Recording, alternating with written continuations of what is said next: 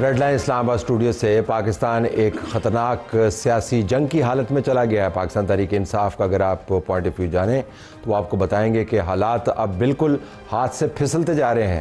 نون league کا ماننا یہ ہے کہ پھسلتے جا رہے ہیں، لیکن ان کے ہاتھ سے پھسلتے جا رہے ہیں، ہمارے ہاتھ ابھی بھی پکے ہیں۔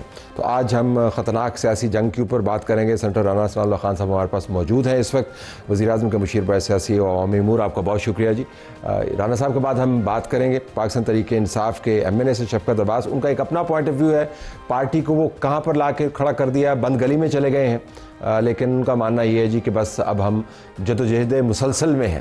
تو اس کا نتیجہ کیا نکلے گا؟ آج ایک اندناک واقعہ ہوا ایبٹ آباد کے اندر، ڈاکٹر وردہ کا قتل ہوا۔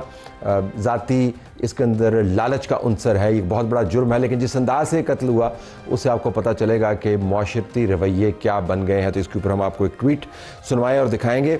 اور پھر باہر تو لڑائی ہے، لیکن جب پارلیمان کے کوریڈورز کے گرد ملتے ہیں تو پاکستان تحریک انصاف اور پی ایم ایل این کے لوگ ایسے لگتا ہے کہ بالکل اچھے طریقے سے بات کر سکتے ہیں۔ تو ایک ویڈیو بھی اس کے اوپر دکھائیں گے، طارق فضل چودھری جب ملے پاکستان تحریک انصاف کے ایک لیڈر کے ساتھ۔ اب ہم ذرا رانا صاحب سے بات کر لیتے ہیں۔ رانا صاحب بہت شکریہ جی۔ میں آپ سے بات شروع کرنے سے پہلے ذرا دو آپ کے لیڈران کی باتیں سنوانا چاہتا ہوں، پھر میں آپ سے پوچھوں گا کہ اس کا مطلب کیا ہے پالیسی کے طور پہ۔ سنوائیے گا جی۔ شہیدوں کے مجسموں کی بے حرمتی کی، تنصیبات پر حملے کی، ان آئین ایسے آدمی کو غدار کہتا ہے۔ قومی سلامتی، دفاع، ملک کے اندر یکجہتی، وفاق میں نفاق پھیلانے والے کو غدار کہا جاتا ہے۔ مذاکرات کریں، ایک ذہنی مریض کے ساتھ صرف ذہنی ڈاکٹر مذاکرات کر سکتے ہیں۔ مذاکرات کی دعوت نہیں دی جائے گی، بلکہ اب کوئی بھی بد زبانی کرنے والے کی زبان، وہ پارلیمنٹیرین ہو یا کوئی دوسرا، وہ کھینچ لی جائے گی۔ کریں آئیں اب اڈیالہ کے باہر تماشا، بتایا جائے گا کہ قانون کیسے عملداری قانون کی جاتی ہے۔ رانا صاحب آپ کیا کرنا چاہ رہے ہیں؟ دیکھیں، D G I S P R کی پریس کانفرنس کے بعد پھر ایسے ہی ہوتا ہے۔ جب گجرانوالہ میں ایک ہم نے جلسہ کیا تھا، عمران خان صاحب وزیر اعظم تھے اور ان کے وزیر داخلہ آپ کے علم میں ہی ہے کہ کون تھے، تو میاں نواز شریف نے کوئی ادارے کے خلاف کوئی لفظ نہیں بولا۔ انہوں نے یہ کہا کہ عمران خان کی حکومت جو تباہی اس ملک پہ لے کے آئی ہے، اس کی ذمہ داری قمر جاوید باجوہ صاحب آپ کے اوپر ہے۔ قمر جاوید باجوہ صاحب، کبھی انہوں نے یا ہم نے بھی ان کی ذات سے متعلق یا ان کی فیملی سے متعلق کبھی کوئی بات آپ کو ایک لفظ نہیں آپ دکھا سکتے۔ اس کے بعد پھر وزیر داخلہ صاحب کا کیا بیان تھا، وہ اگر آپ کے پاس ہے تو آپ چلائیں۔ معاملہ یہ ہے، آپ وہی والا اصول اپنایا ہوا ہے آپ نے کہ ہم نے ان کے ساتھ وہی کرنا ہے جو انہوں نے ہمارے ساتھ کیا تھا۔ دیکھیں، انہوں نے تو ہمارے ساتھ کیا تھا کہ جب ہم آگے سے یہ کہہ رہے تھے کہ ہم آپ کے ساتھ بیٹھنے کو تیار ہیں، ہم آپ کے ساتھ تمام ایشوز ریزالو کرنے کو تیار ہیں، ہم آپ کے ساتھ چارٹر آف اکانومی کرنے کو تیار ہیں، ہم چارٹر آف ڈیموکریسی کو امپروو کرنے کو تیار ہیں۔ انہوں نے کہا کہ نو، تم مجھ سے این آر او مانگ رہے ہو، میں نے تو تمہیں چھوڑنا ہی نہیں۔ لیکن وہ نہیں کہہ رہے تھے، آپ کے اپنے بیان کے مطابق، آپ کے اپنے بیان کے مطابق یہ سارا کچھ اس وقت جنرل قمر جاوید باجوہ کر رہا تھا، کیونکہ میں اس معاملے میں جانا نہیں چاہ رہا تھا، آپ نے خود ابھی نام لیا، تو وہ تو عمران خان کر نہیں تھا۔ نہیں، وہ اس وقت کی اسٹیبلشمنٹ جو ہے وہ عمران خان کے ساتھ ضرور تھی۔ اس پروجیکٹ کو جو ہے وہ لایا گیا تھا، اس وقت شاید ان کے خیال میں ہو کہ اس سے ملک کی بہتری ہوگی، لیکن پھر عمران خان صاحب کا اس وقت کی اسٹیبلشمنٹ جھگڑا کس بات پہ ہوا؟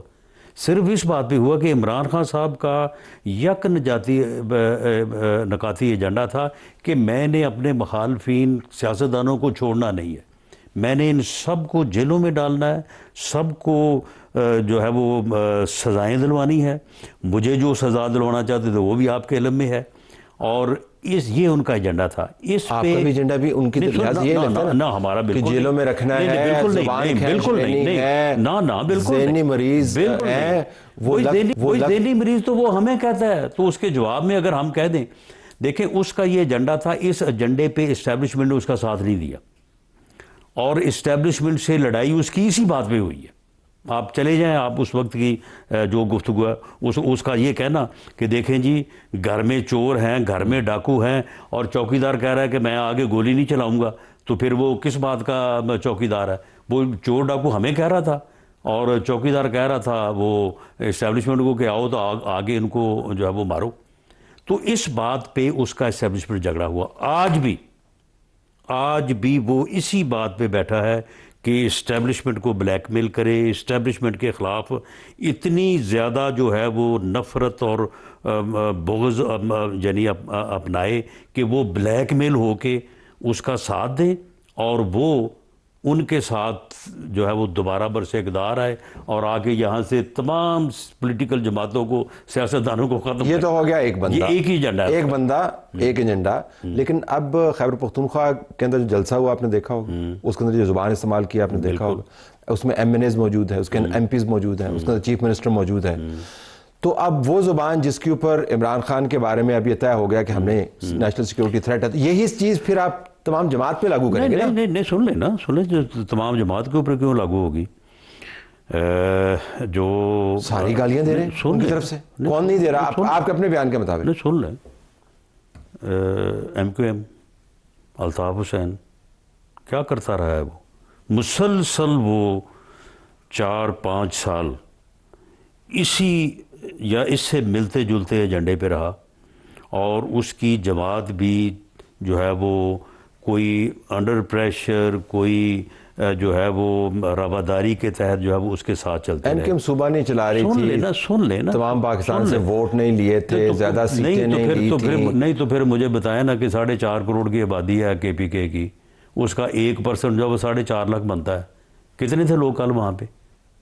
4,500 بھی شاید نہیں تھے. تو معاملہ یہ ہے کہ یہ ان کی فارغ ہو گئے, یہ ان کی بالکل اس ماننے والے ویسے بات ہے. ہاں نہیں, بالکل یہ آپ دیکھ لیں, آپ نے بیٹھے بیٹھائے ساری پی ٹی آئی کو فارغ ہی کر دی. سن لیں, بات یہ ہے کہ جس دن الطاف حسین پاکستان کو جو ہے وہ اس نے جو ہے وہ اپنا للکارا, اور اس نے ایک نعرہ ہی لگایا تھا نا کہ پاکستان مرد آباد. اس کے بعد پھر ایم کیو ایم لندن ایک طرف ہو گیا اور ایم کیو ایم پاکستان ایک طرف ہو گیا. اور اس کے بعد آج الطاف حسین کدھر ہے اور ایم کیو ایم لندن کدھر ہے؟ یہ جس راستے پہ چلا ہے یا جہاں تک یہ آن پہنچا ہے, اب اگر پارٹی اس کے ساتھ ہے نا؟ نہیں, پارٹی ساتھ نہیں ہے. کون ساتھ؟ پارٹی کی اکثریت 85% لوگ جو ہیں وہ اس ایجنڈے سے جو اس نے اس وقت شروع کیا ہے, جس کی زبان جو ہے یہ اپنا کے پی کے کل کے جلسے میں بولی گئی ہے, جس کی زبان ایک ٹویٹ بھی اپنا جو نئے سینیٹر منتخب ہوئے ہیں شاید آپ کی نظر سے گزرا, نہیں گزرا, ہم دکھا نہیں سکتے, وہ دکھا نہیں سکتے. وہ جو ٹویٹ ہے یا جو انہوں نے اس مرتبہ عمران خان صاحب نے خود عظما صاحبہ کے ساتھ جو گفتگو کی, اور جو نے کہا کہ اس طرح سے آپ نے جا کے باہر کہنا ہے نام لے کے اور یہ لفظ استعمال کرنا ہے. تو عظما کو عمران خان نے باقاعدہ کہا, یہ سنا ہے آپ؟ نہیں, تو اس نے آگے باہر بتایا نہیں. تو آپ خود ہی تو کہتے ہیں کہ پتہ ہی نہیں ہے کہ باہر آگے کون بات کرتا ہے. نہیں, عظما خان نے وہ ساری بات اس نے بھی بتائی ہے, اور باقی جو ہے انہوں نے جو مجھے لگتا ہے آپ نے جیل کی ویڈیو دیکھی ہے, کوئی بات چیز سنی ہے آپ؟ چلے یہ آپ بتا نہیں رہے نا. چلے بات یہ ہے کہ یہ حقیقت ہے, یہ حقیقت ہے کہ براہ راست انسٹرکشنز جو عظما خان صاحبہ نے باہر آگے بات کی ہے, اس نے باقاعدہ نام لے کے یہ کہا کہ تم نے یہی کہنا ہے, اور اس طرح کے الفاظ استعمال کیے ہیں کہ جو بالکل جو گوارا بھی نہیں ہے اور زیب بھی نہیں دیتے. تو معاملہ یہ ہے کہ جس راستے پہ وہ اب تھے, تو اس وقت بھی ان کا یہی نقطہ نظر تھا, یہی ان کی جو ہے وہ پالیسی تھی, آج بھی وہی ہے جس کے اوپر وہ چلے ہیں. آپ یہ دیکھیں گے کہ تحریک انصاف, پاکستان تحریک انصاف اور اڈیالہ تحریک انصاف, یہ دو علیحدہ ہوں گی. کوئی 10-15% لوگ اڈیالہ تحریک انصاف کے ساتھ چلے جائیں گے, اور باقی اکثریت جو ہے وہ اس بیانیے کے ساتھ نہیں چلے گی, ایک نئی جماعت بنے گی. اس کی وجہ یہ ہے کہ دیکھیں وہ تو براہ راست اب انڈین میڈیا کے ساتھ ہیں, یعنی جو پراپیگنڈا یہ کر رہے ہیں وہی انڈیا کر رہا ہے. تو نئی جماعت بنائیں گے, پھر کیا کریں گے؟ میرا نہیں خیال کہ جو سیاست عمران خان صاحب کرنا چاہتے ہیں وہ سیاست جو ہے وہ یہ نہیں ہو سکی. یہ سیاست ہے ہی نہیں. آپ مجھے بتائیں کہ 3 مرتبہ پرائم منسٹر آف پاکستان نے، 2 مرتبہ آن دی فلور آف دی ہاؤس، تیسری مرتبہ جو ہے وہ یوم آزادی کے اوپر انہیں. لیکن اب تو ختم ہو گیا نا، اب تو وہ ختم ہی ہو گیا نا، آپ نے خود ہی کہہ دیا اب تو ہو نہیں سکتا. نہیں، بات یہ کہ انہوں نے اس بات کو تسلیم ہی نہیں کیا اور کسی بندے کو انہوں نے اجازت نہیں دی. کسی پی ٹی آئی کے بندے کے پاس یہ اختیار ہی نہیں ہے کہ وہ مذاکرات کر سکے یا مذاکرات. تو پاکستان تحریک انصاف حقیقی، پاکستان تحریک انصاف آئی عمران، جس طرح الطاف، یہ علیحدہ علیحدہ ہو جائیں گے؟ میری ایک پولیٹیکل ورکر کے طور پہ میری یہ اسیسمنٹ. نہیں، آپ ایڈمنسٹریٹو ایکشن لیں گے نا، آپ کسی کو بین تو کریں گے نا، تبھی جماعت ختم ہوگی. نہیں، میں یہ آپ کو بالکل، میں پولیٹیکلی یہ بات کر رہا ہوں ایڈمنسٹریٹو ایکشن کے علاوہ، کہ جو عمران خان صاحب کی موجودہ جو ان کی پالیسی ہے، جو جس طرح سے وہ آگے سیاست کو جس طرف لے کے جانا چاہتے ہیں، ان کی پارٹی ان کے ساتھ نہیں جائے گی. پارٹی ان کے ساتھ نہیں جائے گی، اور یہ پبلکلی ڈکلیئر کریں گے آپ کے خیال میں کہ جی ہم نہیں ہیں عمران خان کے ساتھ؟ یہ ظاہر ہے انڈر دا ٹیبل تو نہیں ہوگا. یہ ایم کیو ایم کا جو معاملہ ہوا ہے، اب دیکھیں نا جی، اس قسم کی پالیسی کے ساتھ کوئی محب وطن پاکستان نہیں. لیکن سیاسی کمپلشن بھی ہے نا رانا صاحب، مطلب دیکھیں رانا صاحب، سیاسی کمپلشن بھی ہے نا. لوگوں کا خیال ہے کہ ان کو ووٹ عمران خان کی وجہ سے نہیں، وہ ووٹ بھی نہیں ملے گا. اس ووٹ میں بھی جو ہے وہ 95% ووٹ ایسا ہے جو محب اپنا وطن ہے، جو پاکستان کا وفادار، پاکستان سے محبت وہ پہلے کرتا ہے، اس کے بعد وہ عمران خان یا میاں نواز شریف یا بلاول بھٹو یا مریم نواز کے ساتھ. اور بالکل آخر میں تو یہ آپ کو خیال میں کب تک ہوتا ہوا نظر آ رہا ہے؟ جیسے جیسے آپ دیکھیں نا کہ اب انہوں نے جو ہے وہ ہر دن، یعنی جیسے جیسے ان کو یہ کہا گیا کہ بھئی آپ بیٹھیں، ریزالو کریں ایشوز کو. جناب صاحب اب تو ختم ہو گیا نا، وہ ختم ہو گیا. تو جیسے جیسے ان کو کہا گیا انہوں نے ویسے ویسے بات کو بڑھاتے اب اس پوائنٹ پہ، اب ملاقات بھی نہیں ہوگی نا، پوائنٹ پہ آ گئے ہیں. اب اس کے بعد 4 دن بعد یہ کل جلسہ کیا ہے، اس کو اور اوپر لے گئے ہیں. تو میرا خیال ہے کہ اب وہ بالکل اسی راستے پہ، الطاف حسین والے راستے پہ بڑی تیزی سے گامزن ہے. میرا خیال ہے کہ بہت جلد ہی وہ اپنے انجام کو پالیں گے. مہینوں میں، ہفتوں میں؟ یہ تو اب ان کے اوپر منحصر ہے. لیکن جا تو اس سے پسر ہے، جہاں اس سے پسر ہے. اب to leave it there. Programme ہمارا جاری ہے.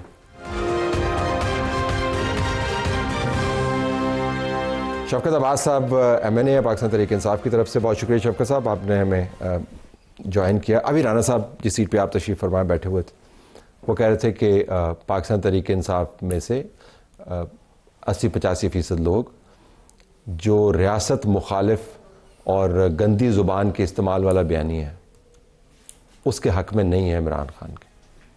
آپ کا کیا خیال؟ ایک بات آپ کو طلعت صاحب میں بتا دوں کہ پاکستان تحریک انصاف کے 90% تو میں بڑی کھلے دل سے کہہ رہا ہوں، لوگ عمران خان کے ساتھ کھڑے ہیں. جن لوگوں کو انہوں نے توڑنا تھا وہ 26ویں ترمیم میں انہوں نے توڑ لیا.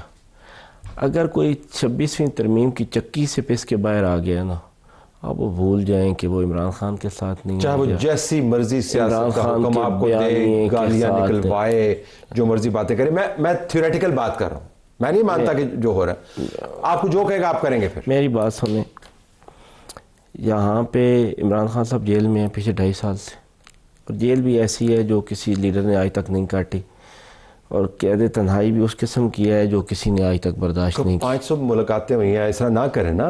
طلعت صاحب میری بات سنیں نا، ملاقاتیں یہ ہوتی ہیں. میاں نواز شریف یہ کل کی بات ہے نا، 2018 کو پرانی بات تو نہیں ہے. پوری پنچایت لگایا کرتے تھے. لکھپت میں نہیں لگتی تھی، اڈیالہ میں لگتی تھی. پوری پنچایت لگتی تھی، 30 بندے، 40 50 لوگ. قید تنہائی کٹتی ہے نا جی. قید کے ساتھ کوئی رانجھا تو نہیں بیٹھا ہوتا، یہ ہیر تو نہیں. چلیں کوئی نہیں، قید میں رکھا ہوا ہے ہمارے لیڈر کو.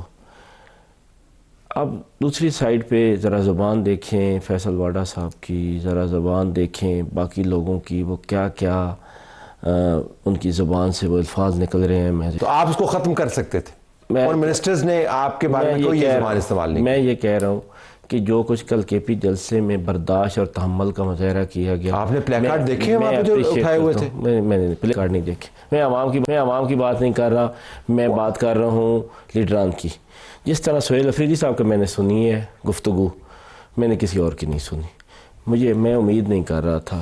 آئی really appreciate Sohail Afridi C M K P. بہترین کام آپ نے, اچھا اپریشیٹ کیا. لیکن ان کے برابر میں جو لوگوں نے گالیاں نکالی ہیں, میں نے گفتگو جو سنی ہے میں آپ کو وہ بتا رہا ہوں. میں ان سے یہ امید نہیں کر رہا تھا, لیکن سچی بات ہے آپ کی امید میچورٹی کا, انتہائی میچورٹی کا. نہیں, ایسا کرنا چاہیے تھا جیسا انہوں نے کیا ہے. کیا کیا کہ اتنا تحمل سے انہوں نے جواب دیا. ایسے ہی کرنا چاہیے تھا نا. ہم تو اپریشیٹ کر رہے ہیں. تو میں کیا کہہ رہا ہوں, آپ نے اپریشیٹ کیا, لیکن آپ سوشل میڈیا کے اوپر جو کیمپین چلتی ہے, باقی لوگوں کی بات چیت کو آپ کیسے. میری بات تو سنیں. جی بتائیے. پاکستان تحریک انصاف کی میں پارٹی کے لیڈران کی بات کر رہا ہوں.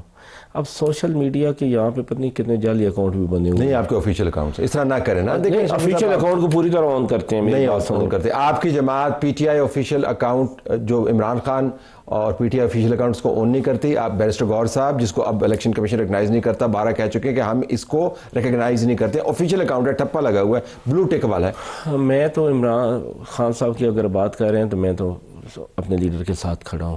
ایسی کوئی بات نہیں ہے. کوئی ان کو سارے ان کو آن کرتے ہیں. جو آپ نے پہلے بات پوچھی ہے, سب ان کو آن کرتے ہیں. کوئی پارٹی نہیں بننے والی. اللہ نہ کرے. یہ کوششیں کیا نہیں ہوئی ہوں گی, آپ تو بہتر جانتے ہیں نا. کوئی بنا سکیں. 4 لوگ انہوں نے توڑ لیے, ڈرا کے دھمکا کے پیسے دے کے اس کو چھوڑ دیں.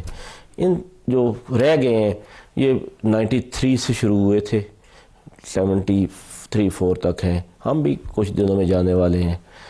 آپ کدھر جانے والے؟ بس چلیں چھوڑیں اس بات کو. نہیں چھوڑیں, نہیں کریں بات. کدھر میں کہہ رہا ہوں جی کہ مسلسل تھریٹس ہیں کہ جی آپ کو ڈی سیٹ کروا دیں, بولنا چھوڑ دیں.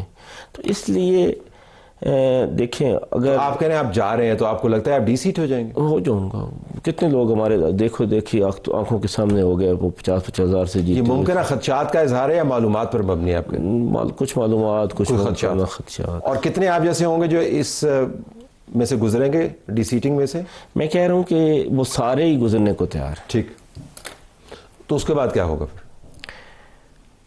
اس کے بعد یہ اسٹرگل جو جاری رہے گی, یہ جو پولیٹیکل ہماری موومنٹ ہے یہ جاری رہے گی.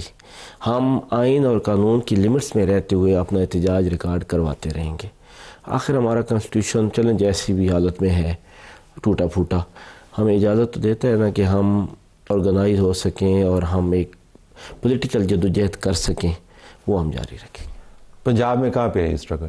جی پنجاب میں کوئی نظر آ رہی ہے آپ نے 1 ہفتہ پہلے اڈیالہ کے باہر ایک رش دیکھا ہے نا لوگوں کا, بہت زیادہ. وہ پنجابی میں ہے نا اڈیالہ, جس نے آخرکار ملاقات کروانی پڑی.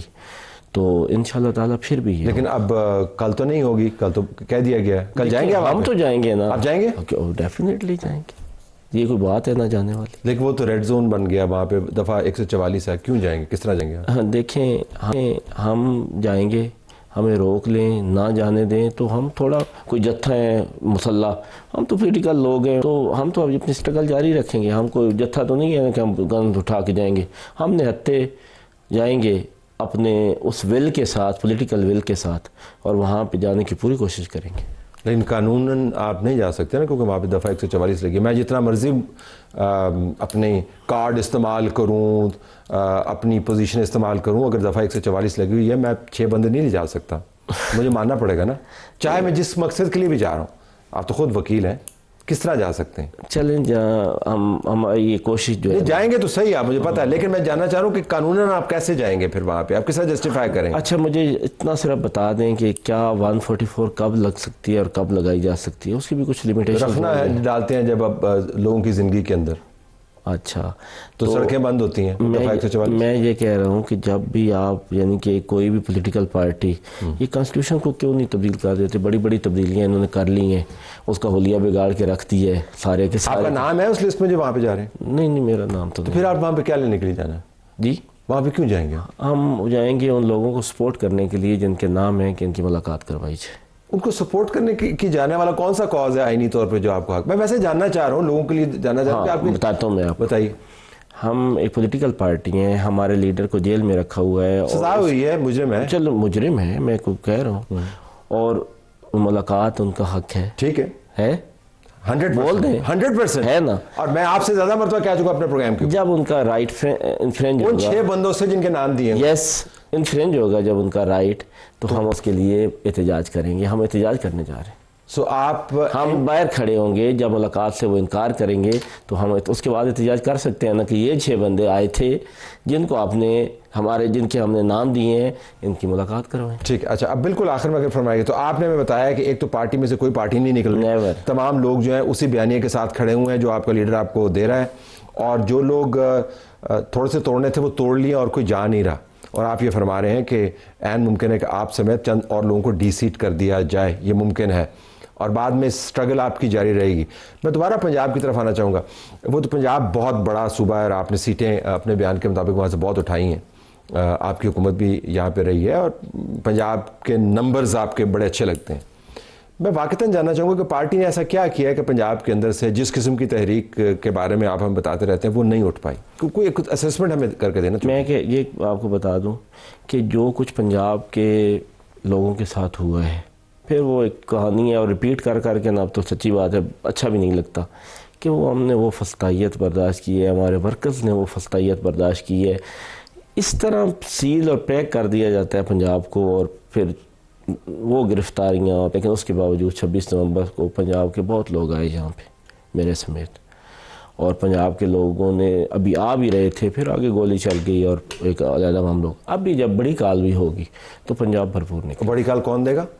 بڑی کال عمران خان صاحب جیل میں سے تھرو محمود اچکزئی صاحب. سو بڑی کال جیل میں بیٹھا ہوا شخص دے گا جو ملک کے اندر احتجاج ہوگا, اگرچہ جیل مینول کے تحت وہی ایسا کام نہیں کر سکتا. چلیں محمود خان اچکزئی صاحب دے دیں گے, ان کو انہوں نے امپاور کر دیا. ٹھیک ہے, آپ لیو اٹ دیئر, پروگرام ہمارا جاری.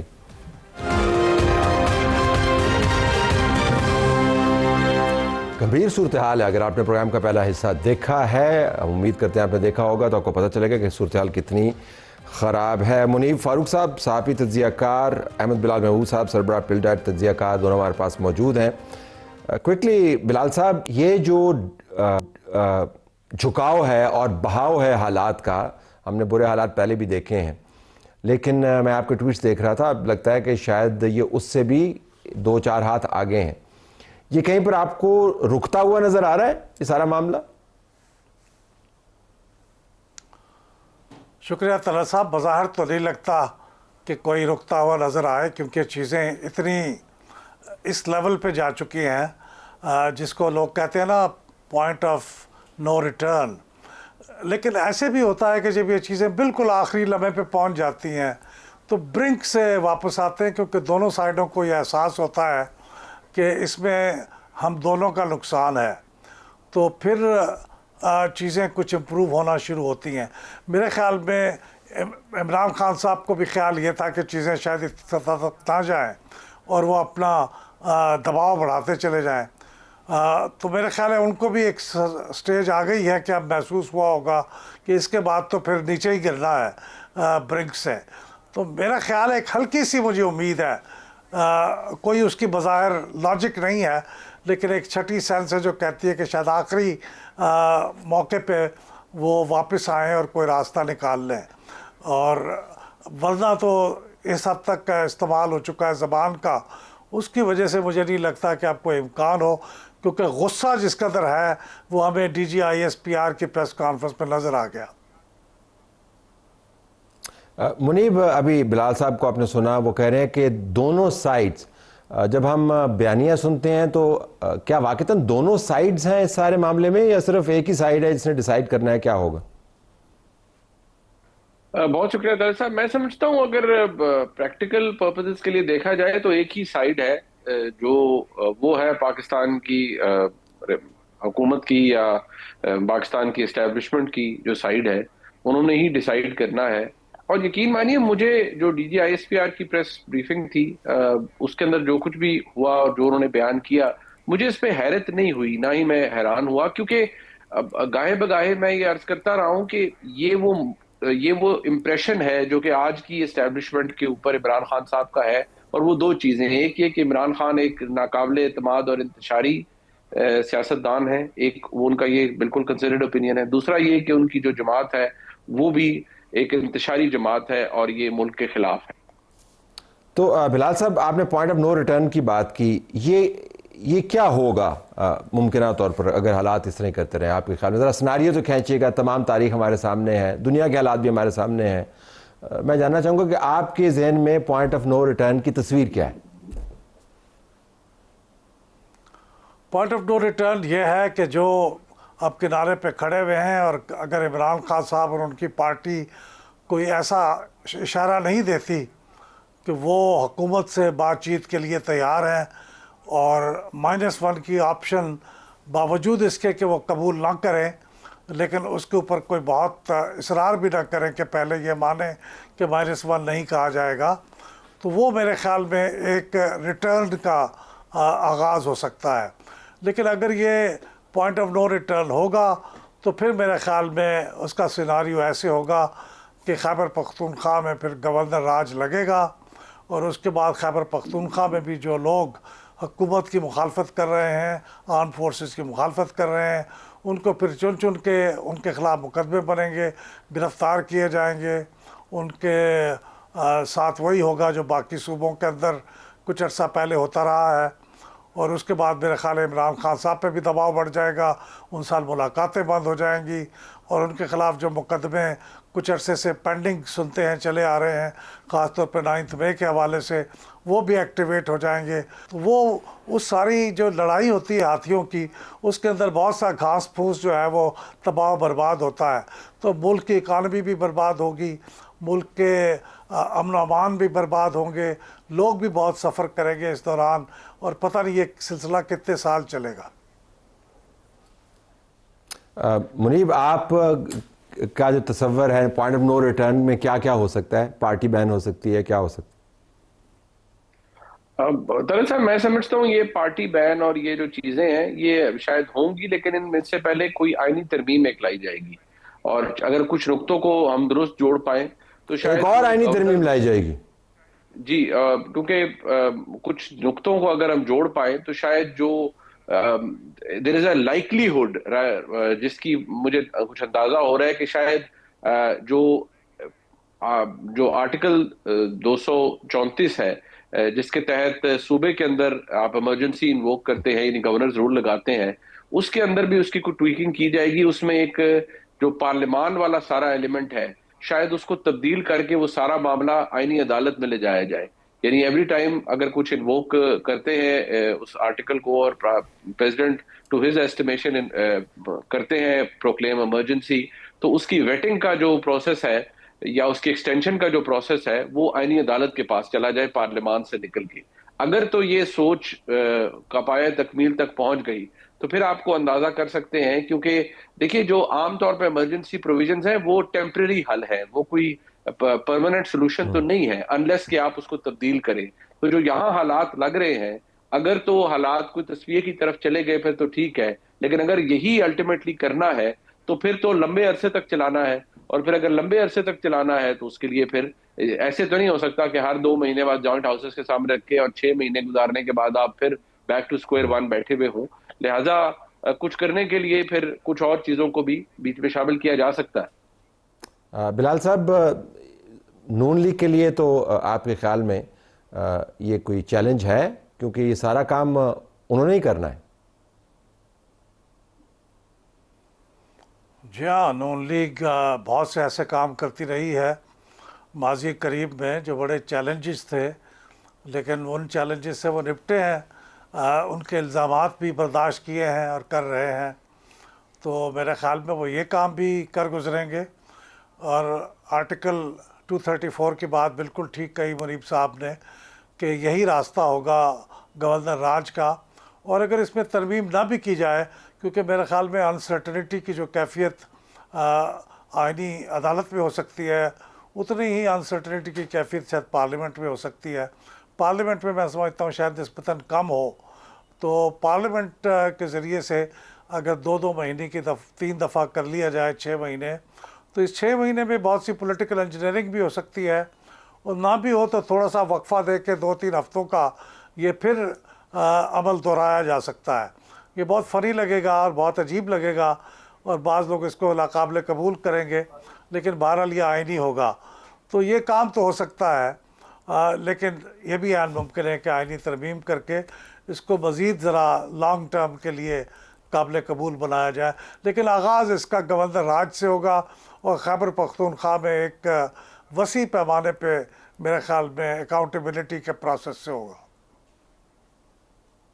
نہیں بالکل آخر میں فرمائے گا آپ کے خیال میں کیا ایسا ہوا کہ جس کے بعد یہ بہاؤ اتنی تیزی کے ساتھ شروع ہو گیا؟ بہت کچھ ہو رہا تھا، گالم گلوچ بھی ہو رہے تھے، الزامات بھی لگ رہے تھے، اینٹی اسٹیٹ ہونے کے الزامات بھی تھے، ہندوستان کے ہاتھوں میں کھیلنے کے الزامات بھی تھے، ادھر سے بھی جس قسم کی باتیں ہوتی تھی وہ بھی تھیں.